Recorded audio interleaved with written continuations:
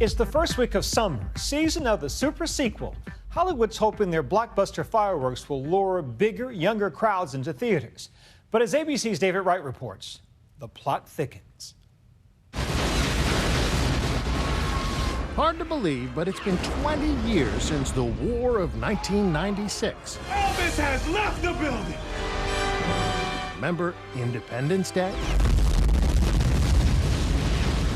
Oh my God. Now, 20 years later, they're back. That is definitely bigger than the last one. Better late than never, Independence Day Resurgence. Earth is not for the taking. The summer blockbuster as an unusual time capsule, showing how much our world and the movie industry has changed in 20 years. Let me ask the awkward question first, which is, where's Will Smith? How can you do this without him? Oh, no bridge!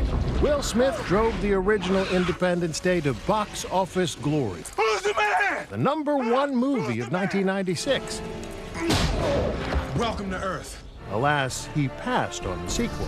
But director Roland Emmerich brought back plenty of others. What goes up must come down.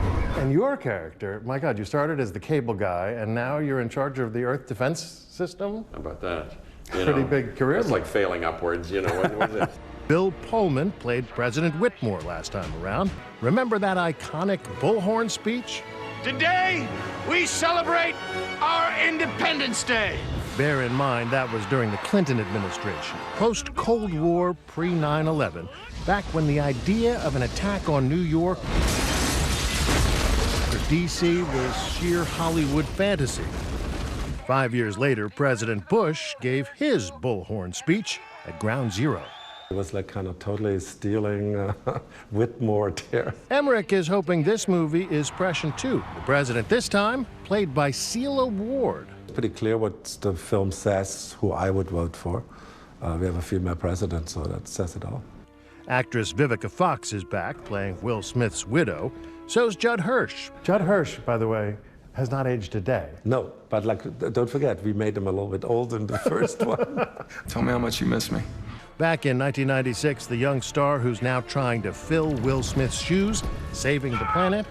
You may recognize Liam Hemsworth from the Hunger Games franchise. You were too young to see the original movie in the movie theater? I was 6 years old when the first film came out, and then I old? didn't watch it until it was on videotape. At the time, my parents didn't want me to watch it. And do you think your parents will allow you to watch this down. one?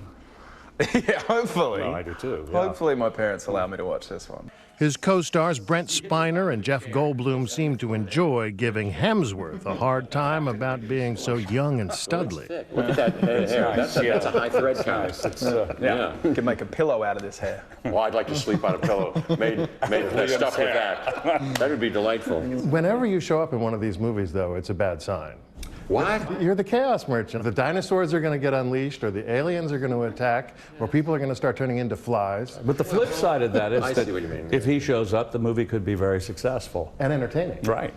Bless your heart. You flip the whole thing around. But Chaos Merchant, that's going to be the name of my new autobiography. Oh, I like that. Jeff Goldblum, Chaos Is the Merchant. Chaos Merchant. Yeah. Overall, the summer of 2016 hasn't been kind to summer blockbusters.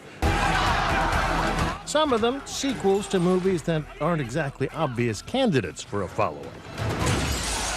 For instance, Now You See Me 2? One reviewer joked, the only sleight of hand here involves your wallet, as Hollywood struggles to build bankable franchises out of thin air. Summer box office revenues are down 22% from last year. The movie industry on track for its worst domestic ticket sales in 20 years, in part because too many young moviegoers are staying away. Millennials are still considered the most important audience, especially when it comes to these big blockbusters.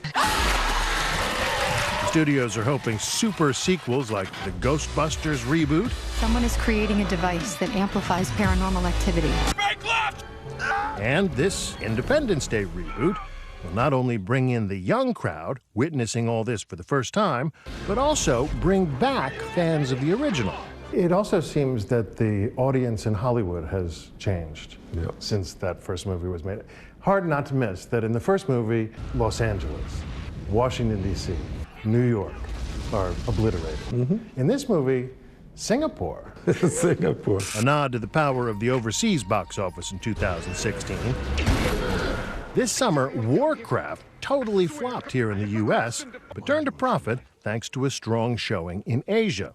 China is the fastest growing film market and is expected to surpass the U.S. box office in the next couple of years. The technology of filmmaking, I would imagine, has changed a lot. Radically. Did you shoot all this on an iPhone? No, but it didn't get that far, but maybe one day. The original Independence Day won an Oscar for special effects. The original White House shot was we had built a model of the White House and was then, detonated with the help of a laptop. So fast forward to now, how much of that is real with models? Nothing. I would imagine that, as stimulating as these movies are to watch, they must be very difficult to act in, because not all of this stuff is actually happening, right? I find them stimulating to make and difficult to watch. I was joking, of course. Chaos merchant on the publicity tour as on the big screen. The studio banking on big-budget destruction to save Hollywood's bottom line. I'm David Wright for Nightline in New York. Independence Day Resurgence opens this Friday.